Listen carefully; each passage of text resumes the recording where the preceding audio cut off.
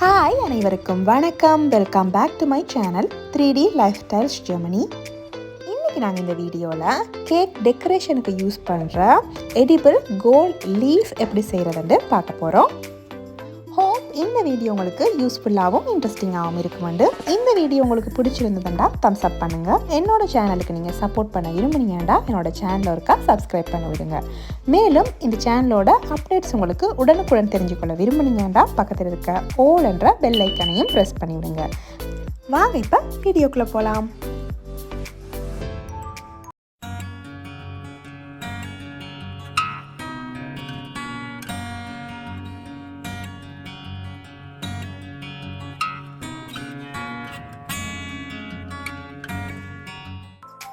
முதலாவதாக ஒரு பாத்திரத்தில் 1/4 டீஸ்பூன் சிஎம்சி பவுடர் அல்லது டைலர்ஸ் பவுடர் சேர்த்துக்கொள்ளணும்.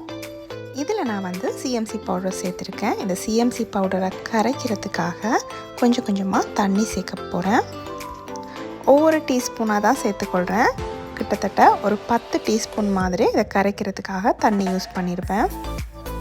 கரைக்கும்போது இதில் இருக்கிற மாதிரி வெள்ளையாக பவுடர் இருக்கிற மாதிரி இருக்கும். ஆனால் இதை தண்ணியெல்லாம் விட்டு நல்லா கரைச்சிட்டு ஒரு 15 நிமிஷம் நீங்கள் எடுத்து வச்சிங்கன்னா இந்த வெள்ளையாக இருக்கிற பவுடர் எல்லாம் காணாமல் போயிடும்.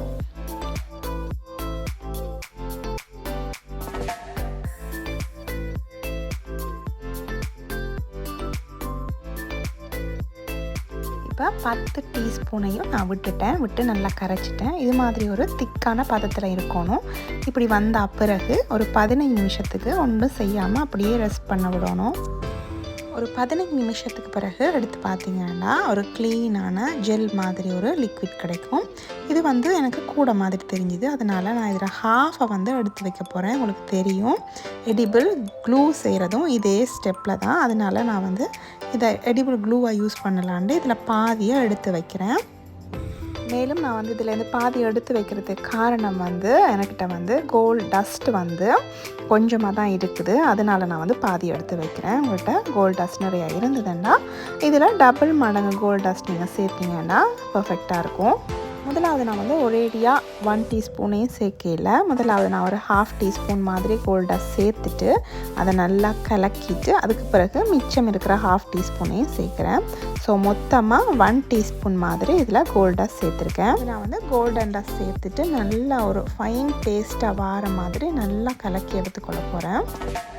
ஃபைனாக இது மாதிரி செஞ்செடுத்த இந்த பேஸ்ட்டை நான் என்ன செய்ய போகிறேன்னா ஒரு சிலிக்கான் மேட்டில் பூசி எடுத்துக்கொள்ள போகிறேன். சிலிக்கான் மேட் இல்லாட்டி பரவாயில்லை, நீங்கள் அலுமினியம் ஃபாயில் இருக்குது தானே, அந்த ஃபாயிலில் கூட இதை ஸ்ப்ரெட் பண்ணிக்கொள்ளலாம்.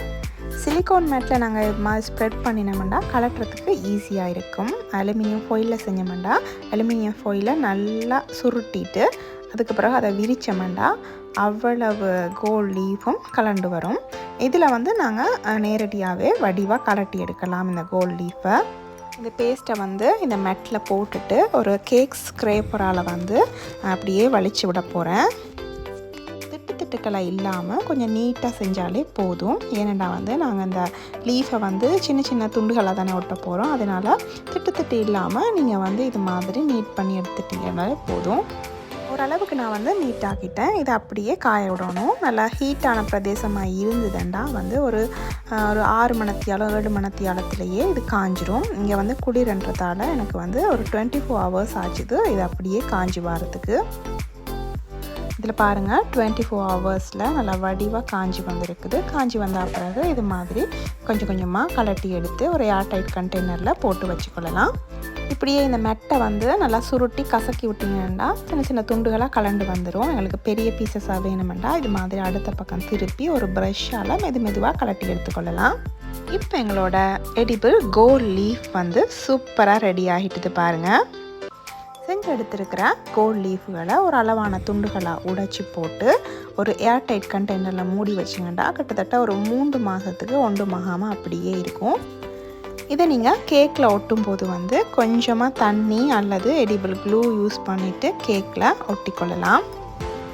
இந்த வீடியோ உங்களுக்கு யூஸ்ஃபுல்லாக இருந்திருக்குமெண்டு. இந்த வீடியோ உங்களுக்கு பிடிச்சிருந்ததுண்டா தம்ஸ் அப் பண்ணுங்கள். என்னோடய சேனலுக்கு நீங்கள் சப்போர்ட் பண்ண விரும்புனீங்கண்டா என்னோட சேனலில் இருக்கா சப்ஸ்கிரைப் பண்ணி விடுங்க. மீண்டும் ஒரு இன்ட்ரெஸ்டிங்கான வீடியோவோட சந்திக்கலாம். Until then 3D life style Germany தரிசி. நன்றி, வணக்கம்.